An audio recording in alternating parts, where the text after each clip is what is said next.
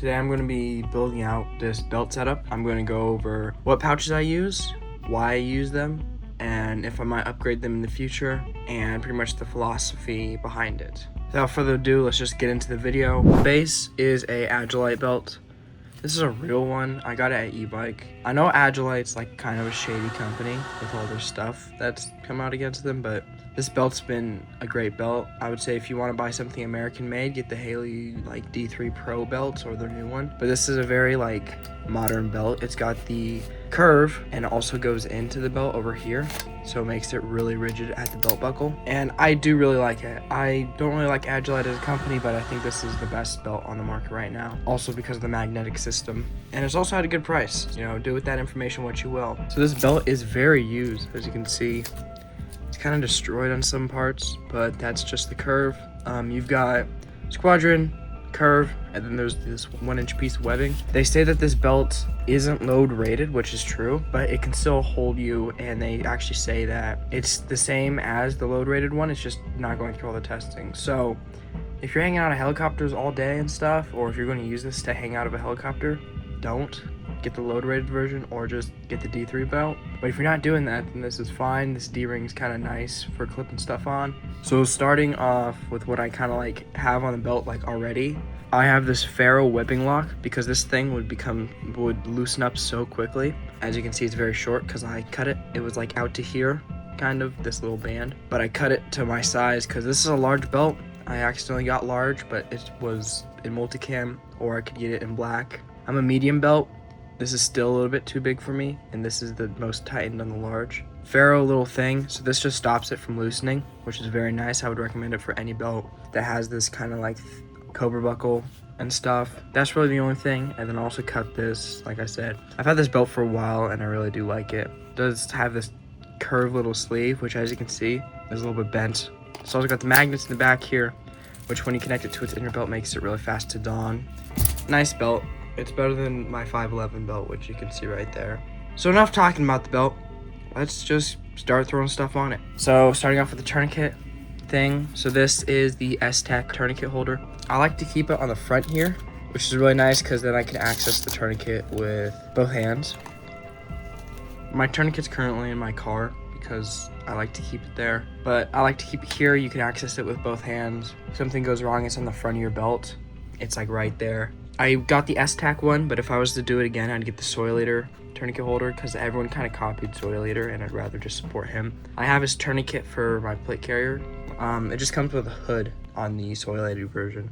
It's just a nice tourniquet holder. I would say if you want to run a tourniquet holder, don't get the S-Tac. This is like 20 bucks. Get the Soy Leader. It's like $23, and it's a lot better quality. Next, moving back from that, I keep it like right here. So this is the True North Concepts MHA. This is a replica one. I don't feel the need to switch because it's made out of mostly the same materials, and I don't have an extra $70 laying around for the exact same thing. It's nice. I have a little tape here, so it looks cool. All for CAG points. Back here, this is the Ferro MHA badge. It's nice because when you run this, you can't run this in the Molly or the PALS web right here, or else it's just going to start ripping it up. So you have to run it over the belt. This adds the Velcro back that it misses, because this is the point where your inner belt connects to one of the heaviest points on your belt, where your holster and whatever you're running inside of it is. It's nice to have Velcro there. And then knockoff QLS plate, because I have so many of these laying around from my knockoff holsters. I'm a civilian, so nobody's ripping my gun off of me. Having a replica one of these is fine. Again, I don't feel the need to spend $30 on that right now. I don't have that much money laying around. And then on the back here, you see I got, this is the real Safari Land screw, this is real Safari Land screw, this is some other one. Doesn't really matter, but you can see the quality difference. And of course, I have this thing canted as far back as you can see. Not as far back as you can be, but kind of far back. That makes it so when I draw my gun, it is like a neutral grip, which helps with speed. I also have this as far up as possible because my holster, it's a Farland holster, real one. As you can see, the QLS plate's mounted up really high on it, which means it drops it really low. So to get it to the point where I want it, this is where it has to be. Velcro on the back, because I do also like running this on here. This is a Core Performance Ice Vents pad. I've been testing it out. This is a real one again too, because there's no replica one. So yeah, I just run it on here. These little Velcro things that are rolled up, they're supposed to go through these little holes right here, and it's supposed to secure it better. But unless I'm doing something where like I'm jumping out of a plane or I'm going underwater, I just keep it like this so I can get the part where the heat builds up the most uncovered, so it helps with breathability. I went from a Safariland UBL to this, to the True North Concepts, and then I added this on, and this helps vent heat so much, especially when I live somewhere where it gets 120 degrees Fahrenheit. American Freedom Units, by the way. For my European audience, that's like I don't know, like 30 Celsius. RFG, give me a conversion from 100 degrees Fahrenheit to Celsius. 30 Celsius.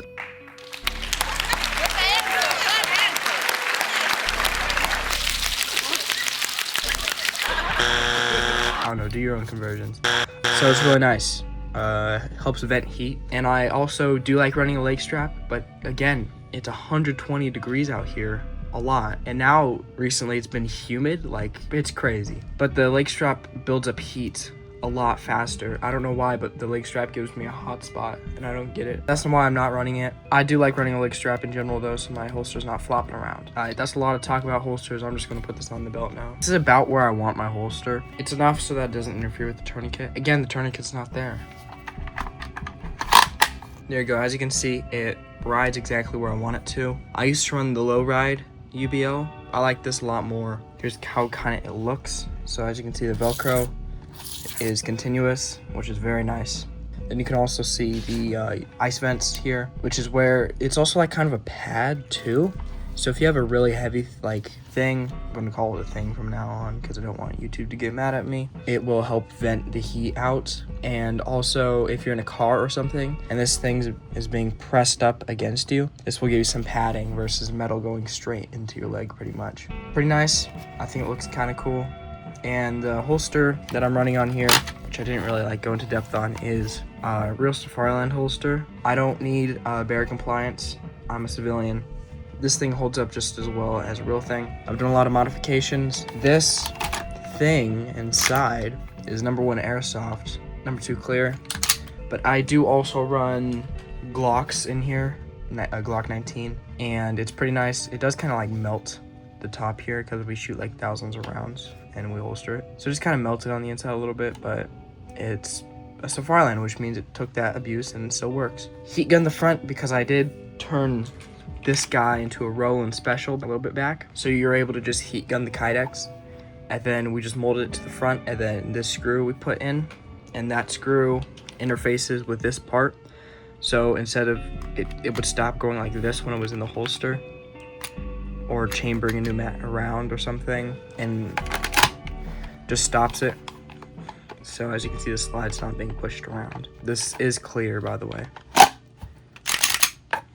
No nub mod. I'm fine with the normal thing. Again, if I don't need to spend 30 bucks, I won't. And then also the hood that came on this, well, actually, I think it's just it got like eroded over time from the red dot hitting it really fast, and the hood like falling like open how it's supposed to. And now, if I have it on here and I draw, it won't budge at all, and then I'll have to actually manually push it forward and then get my thing out. So I just took it off. I would recommend running it if you still have a working one, because especially if you have an open emitter, rocks get in here, which is one of the main reasons I was running it. It's because if you go in prone, a bunch of rocks get into your optic, so not very nice. But yeah, there's the holster that I'm running. Very nice. I've had it for a year or two. I've had it as long as I've had this, so. And I will be getting a Glock 17 with a comp soon, so I'll have to remold it again to that. Next, we're going to switch to the other side. Here's the other side of my belt. Now, the thing about belts where you have this Tegris kind of sleeve that goes in, you can't torque down pouches that go over the entire thing like this a lot, or else you won't be able to, like, look, you see? If I have something torqued down, it won't let this sleeve slide in or out. So, just got to be aware of that. That's why I like to put the sleeve in before I put any pouches on this side. So next, we have this. Take the mag out of here real quick. This is a S-Tac Kiwi, angled 40 degree. I like running it as far forward as I can, right here. Benefits to angled are that you can bend over easily, you can access it in the car easier, and if you're wearing body armor, since instead of it being straight up, if you were to bend over, the body armor would kind of be carried by it. It's canted, so it's got a lower profile when you have body armor on, so it doesn't push it up. If you have a straight up and down mag, and you, like, let's say have a dendo mag like this, it will definitely push into you a lot more, especially if you run at the front of your belt. So running an angled pouch is a lot better. These are the 40 degrees. You can also get the 70 degrees. I like these. I do want to switch to the Haley Strategic pistol mag pouch with their MP2 in it, because I think it would be better than this. It's got some features that I like the bungee retention that you can get for it really easily. It's got that flared top, which I do like because sometimes I'll miss when I'm putting something in here. I would switch to that, and then also you get their mandibles, which this material, as you can see, tends to stretch a little bit over time. And if this material, this one wrap material, pretty much just Velcro goes out, then your entire pouch is screwed. The Kydex inside, it's different. It's their rigid plastic. It's also sealed on the bottom, so you can't have a blowout. I would say get that over this. These work fine. If you have them, they work fine. This would be one of the last things that I upgrade again, because these are fine. So let's just get these on. So a thing that I do like to do is like routing it through this molly up here. And I learned this from, I think it's like Thin Line Defense. I forgot his name. He says to do this in one of his older videos, and it just keeps it more secure on your belt. And then you just route these under here. Don't torque them down a lot. You just want them just a little bit tight. And then there you go. And now your little curved sleeve can still slip through, and you have something mounted over the belt. So there's how it sits, and running extendo mags works fine. This is a SIG mag, Shake Awake. Any other mags fit fine, other than staccato mag, but I don't run a staccato, so it's like kind of just bare. It's a boneyard mag pretty much. These do not fit in well, but these do not sit well compared to any Glock mags. I'm just kind of going to do the same for the second pistol pouch. If I was doing this again, I would say don't run double angled. I would say run angled, one straight, so you take up less space on your belt, and put that one straight mag right next to your rifle mag. I make mistakes, and you guys can learn from me. There you go. The curved sleeve still slips through fine. Since I run so small on this belt, I have to actually like cram this entire thing through, which means the curved sleeve goes to here. So I'm not able to use the kind of like innovative molly that they have in here, which is kind of sad. Just goes to show you should size your stuff before you buy it, you guys, or else you won't be perfectly happy with it. Next, this mag pouch. This, I don't think of upgrading at all. This is my favorite rifle mag pouch in existence, pretty much. And I have experience with a lot of rifle mag pouches. Here's just two. Here's the one that I switched from to this. So let's just go over this. This is the S-Tac diaper. Diaper just means it's sewn on the bottom compared to open on the bottom, like with these guys. So that means you can't have any blowouts. This is a mid-length pouch, which means your mags can sit lower overall compared to your belt, and that more of your mag is inside compared to what you would see on older Grantham videos.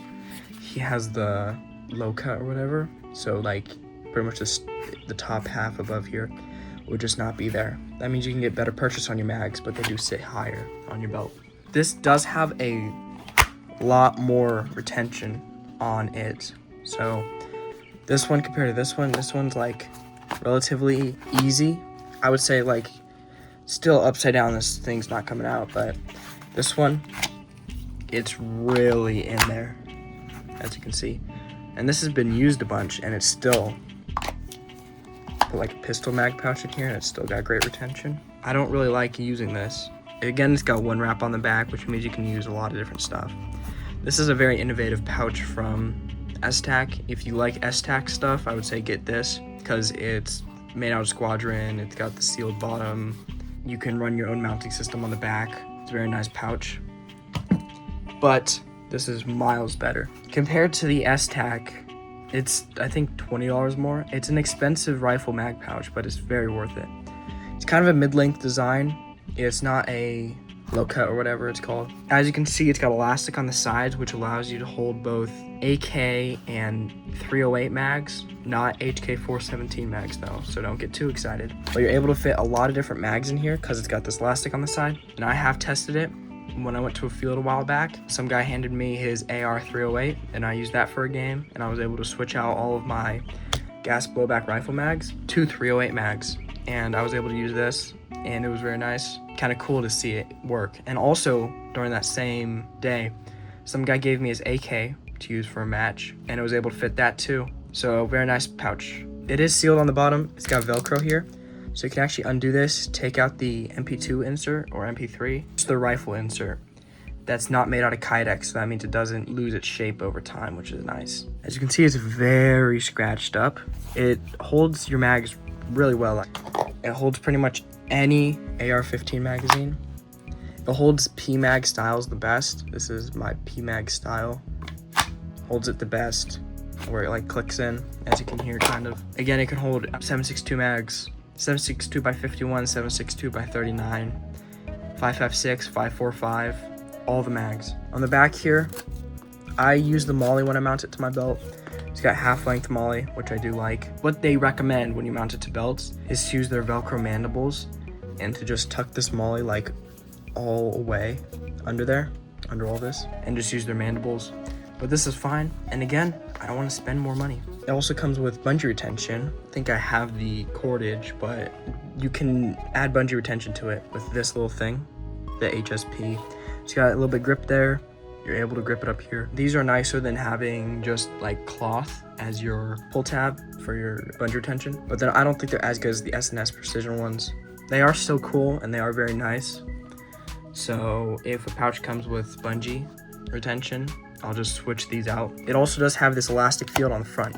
So that means I can run one mag, and then, especially if I'm running a belt setup, I can run this, and then I can load my gun with this mag, and then I can switch to this mag. So I have 31 rounds, and then I have 31 in the gun, 29. And also when you're in the staging area for Airsoft, it's nice to have your mag in this elastic front section. It's pretty cool. And you can plus up to a lot more mags. But it's also cool for running something like a pocket knife in here, which is also really nice. So you can run a pocket knife in here, still have access to your mags. You can run pretty much anything in this front elastic section. It's kind of like 10 speed or something similar to that. Another cool thing about this, which I found out because I shoot Glock so much at the range, is that I can run one Glock mag in here, one Glock mag in here, and then I can actually run two Glock mags in here. Now these are Airsoft Glock mags, so they don't have the exact same dimensions. Still, I can run two Glock mags in here, and I can actually run one on the front, so I can plus up to 5 Glock mags without changing my belt setup. So much versatility.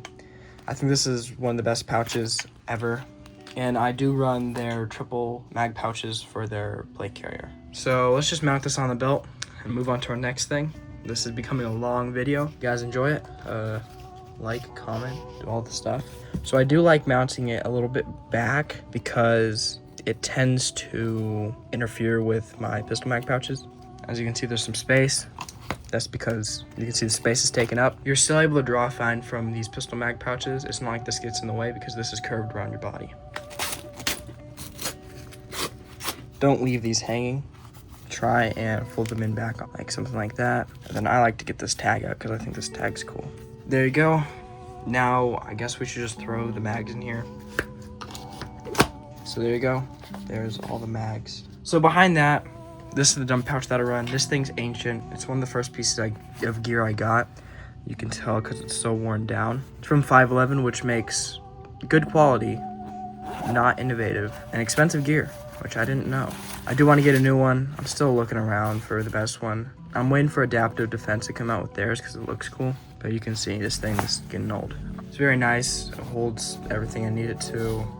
It's worked. Just a little bit big. It's about the size of an eyeglasses container hanging off your belt. Compared to something like the Blue Force Gear one, which is much smaller. If you want to have this, go get it. It's good quality. It's made in America. But other than that, it's okay at best. So let's just throw it on the belt. Got it on. As you can see, it takes up a lot of space. I think I was actually running this one more over, but it'll be fine. It takes up 4 slots wide on the bottom 2 slots on the top. You could run under pouches on the sides. Next, we're moving on to, I think, our last thing, and that's going to be on the back here. I run this. I run it here. This one wrap is actually to hold in shears, and this is a knockoff 9022. Penicillin allergy, that's what that means. Knockoff 9022, it's fine. The little pull handle sucks. It breaks. I want to get the Warrior Poet one. This is going to be one of the first things that I change out, is getting the Warrior Poet Society one. Again, I don't have the insert. I'm running it in my car, my truck, because it's a little bit crazy out there right now, and I'd rather keep it somewhere close. But I can just throw it back in here and reroute it anytime. This is a Kydex one, I think. It's okay. So I don't run the belt loops on here because I don't like how it like slides on. And also when you run the belt loops, it covers up Velcro and also tends to slide around. So running belt loops is not something great. At the end, I do like just folding this back in on itself. As you can see, keeps it from hanging around. That's where it's mounted. I put this dump pouch one more over than I was supposed to. As you can see, it's covered, but it's fine because the dump pouch that comes out of this section. In the future, I'm going to plan on getting the Haley Strategic Multi-Tool pouch and put it over here in one of these sections of Molly. That'd probably be after I get the Warrior Poet IFAK. So this belt is amazing. Even though I've said I want to upgrade a bunch of stuff on it, that's just in the future. This belt is so much better than my last one, my 511 version. My 511 version is miles better than the one I had before that. So there's how I build out my belt. There are the recommendations that I would give to myself if I was doing it over again. Join the Discord. Discord link should be pinned comment or in the description. I get back to people immediately. I'm very active in my server. We just crossed 50 members. I think we're going to be doing a giveaway soon. Yeah, you can ask me any questions about this belt setup in the comments or my Discord. Like, subscribe, comment. Thank you for staying this long. And watch my other stuff. My other stuff's also good. Just go to Popular and then look at all those videos because they're well received. Bye.